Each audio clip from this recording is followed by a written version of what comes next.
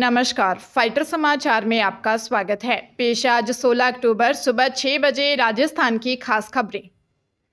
प्रदेश के सभी सरकारी स्कूलों में आज से समय परिवर्तन हो गया है।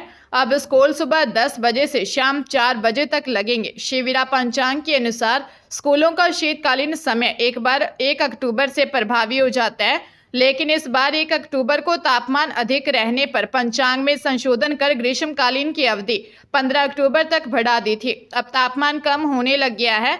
ऐसे में स्कूलों का समय 16 अक्टूबर से सुबह 10 बजे से शाम 4 बजे तक हो जाएगा। इस बार यह लगातार तीसरा साल है जब अक्टूबर में स्कूलों का समय 16 अक्टूबर से बदल रहा है। माध्यमिक शिक्षा निदेशक आशीष मोदी ने 30 सितंबर को स्कूलों के समय परिवर्तन को लेकर आदेश जारी किए थे। शिक्षा विभाग ने टीचरों के ट्रांसफर लिस्ट जारी करने के महज कुछ घंटों में यू टर्न ले लिया। शिक्षा विभाग ने रोक के बावजूद ग्रेड 3 टीचर्स का भी ट्रांसफर किया था, जिसके बाद हंगामा मचा हुआ था।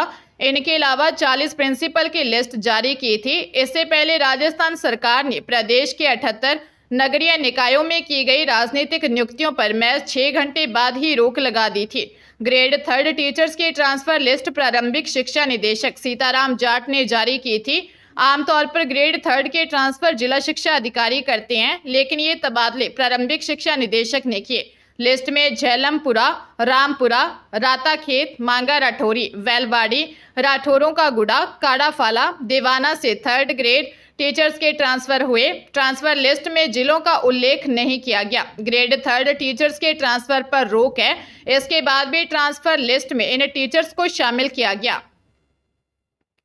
हरियाणा के रेवाड़ी जिले के कौसली कस्बे के गांव श्याम नगर में एक व्यक्ति ने अपने ही बेटे और पत्नी को गंभीर रूप से घायल कर दिया और व्यक्ति की खुद की हालत गंभीर बताई जा रही है। वारदात का कारण घरेलू कलह माना जा रहा है। घटना की सूचना मिलते ही कौसली पुलिस मौके पर पहुंची और तीनों घायलों को कौसली के अस्पताल में इलाज के लिए भर्ती करवाया गया। बाद में तीनों को गंभीर हालत में रोहतक पीजीआई रेफर कर दिया गया। मिली जानकारी के अनुसार कौसली कस्बे के श्यामनगर गांव निवासी 38 वर्षीय दिनेश डिप्रेशन में था। उसने घरेलू कलह के चलते अपनी पत्नी सरोज और 16 वर्षीय बेटे लक्ष्य को गंभीर घायल कर दिया। एसएचओ मुकेश चंद ने बताया कि फिलहाल तीनों का इलाज चल रहा है। जांच की जा रही है कि व्यक्ति ने ऐसा कदम क्यों उठाया। राजस्थान लोक सेवा आयोग की ओर से मूल्यांकन विभाग में अनुसंधान सहायक के 26 पदों पर भर्ती के लिए ऑनलाइन आवेदन शुरू हो गए हैं। इसके लिए 13 नवंबर की रात्रि 12 बजे तक किए जा सकेंगे। आयोग सचिव रामनिवास मेहता के अनुसार ऑफलाइन आवेदन स्वीकार नहीं किए जाएंगे। परीक्षा तिथि व स्थान के संबंध में यथासमय सूचित कर दिया जाएगा। शैक्षणिक योग्यता, वर्गवार वर्गीकरण, आवेदन प्रक्रिया एवं अन्य जानकारी संबंधी विस्तृत सूचनाएं आयोग की वेबसाइट पर उपलब्ध हैं। राजस्थान राज्य और अधीनस्थ सेवाएं संयुक्त प्रतियोगी परीक्षा 2024 के आवेदन की लास्ट डेट 18 अक्टूबर है। कुल 733 पद, जिसमें राज्य सेवा के 340 और अधीनस्थ सेवा के 387 पद हैं। Group instructor, surveyor, assistant apprenticeship adviser grade 2 के 68 पदों के लिए ऑनलाइन आवेदन कल रात्रि 12 बजे तक किए जा सकेंगे। Rising Rajasthan global investment summit 2024 के तहत राज्य में निवेश बढ़ाने हेतु यूरोप के निवेशकों और कंपनियों से मुलाकात के लिए मुख्यमंत्री भजनलाल शर्मा के नेतृत्व में राजस्थान सरकार का उच्च स्तरीय प्रतिनिधि मंडल से जर्मनी के दौरे पर है। अपने दौरे की शुरुआत में प्रतिनिधि मंडल ने बवेरिया राज्य चांसलरी के प्रमुख और संघीय मामलों के राज्य मंत्री डॉक्टर फ्लोरियन हरमन के साथ म्यूनिख में मुलाकात की और इस बैठक के दौरान मुख्यमंत्री शर्मा ने जर्मनी को rising Rajasthan global investment summit 2024 का पार्टनर कंट्री बनने के लिए आमंत्रित किया। इसके अलावा मुख्यमंत्री ने निमराना जापानी निवेश क्षेत्र की तर्ज पर राजस्थान में जर्मन निवेशकों के लिए एक विशेष निवेश क्षेत्र स्थापित करने की भी पेशकश की। सीएम ने जर्मनी के बवेरिया राज्य और राजस्थान के बीच एक गसिस्टर पार्टनरशिप स्थापित करने का भी प्रस्ताव रखा, जिसमें अक्षय ऊर्जा पर विशेष जोर दिया जाएगा। नागौर जिले के डीडवाना में डंपर की टक्कर से ट्रैक्टर ट्रॉली सवार 2 मजदूरों की मौत हो गई। वही 2 अन्य मजदूर घायल हैं। सूचना पर मौके पर पहुंची पुलिस ने घायलों को अस्पताल पहुंचाया, जहां से उनको गंभीर हालत में रेफर कर दिया। हादसा डीडवाना नागौर हाईवे पर कौलिया गांव के पास हुआ। पुलिस ने बताया कि उदयपुर वाटी निवासी शंकर सिंह, नीमका थाना निवासी ख्यालीराम, बिज्जू भाकर और पप्पू सिंह ट्रैक्टर ट्रॉली में सवार होकर जोधपुर की ओर जा रहे थे। वे कौलिया गांव के पास पहुंचे ही थे कि एक डंपर ने ट्रैक्टर ट्रॉली को टक्कर मार दी।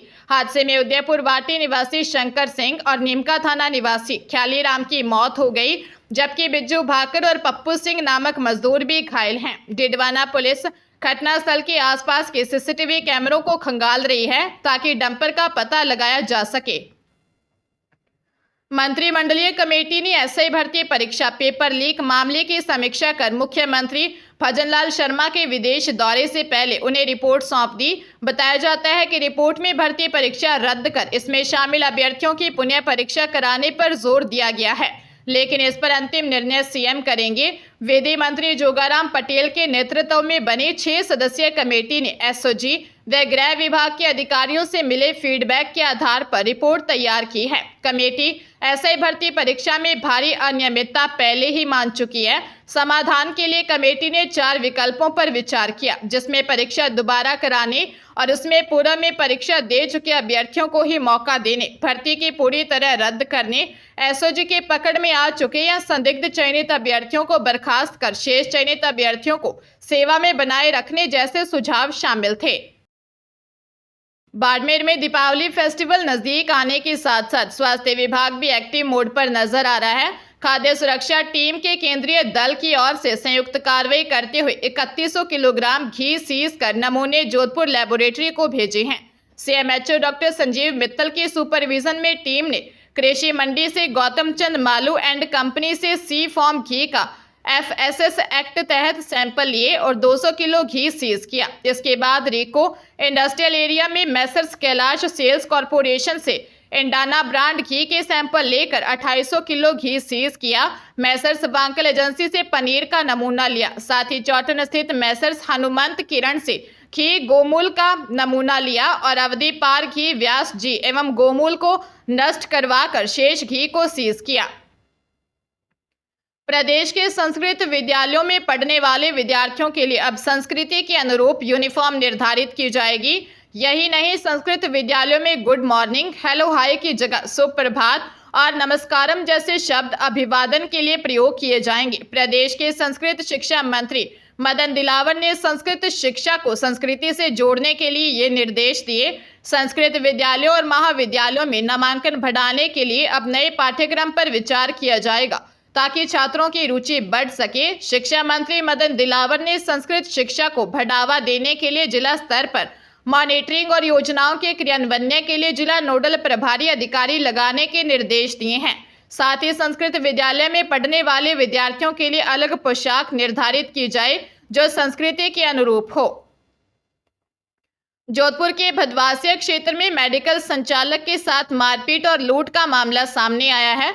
मेडिकल संचालक ने माता का थान पुलिस थाने में बदमाशों के खिलाफ नामजद मामला दर्ज करवाया है। पुलिस के अनुसार करवड़ हाल सेक्टर 7 गायत्री नगर निवासी भैराराम जाट ने दी रिपोर्ट में बताया कि उनके भवासिया रोड के संत रविदास कॉलोनी में रामदेव मेडिकल स्टोर है।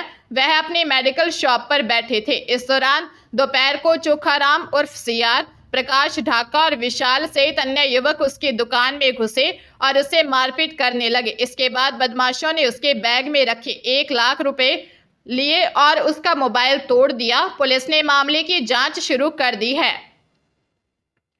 भीलवाड़ा में लड़की को जॉब दिलाने के बहाने टायर बिजनेसमैन ने रेप किया। प्रतापनगर थाना प्रभारी गजेंद्र सिंह नरुक्का ने बताया कि 20 दिन पहले एक लड़की ने दी रिपोर्ट में बताया कि मैं सहेली की स्कूटी लेकर मार्केट में टायर बदलवाने गई थी। एक टायर की दुकान पर मालिक ने टायर नहीं होने की बात कही। उसने कहा टायर आ जाएगा तो आपको कॉल कर दूंगा। बहाने से उसने मोबाइल नंबर ले लिया। कुछ दिन बाद टायर लगवाने दुकान पर गई तो उसने जॉब लगवाने का झांसा दिया और 18 सितंबर को अहिंसा सर्किल बुलाया। वहां से वह कार में अपने साथ चंद्रशेखर आजाद नगर इलाके में ले गया और नशीला पदार्थ पिलाकर बेहोश कर रेप किया।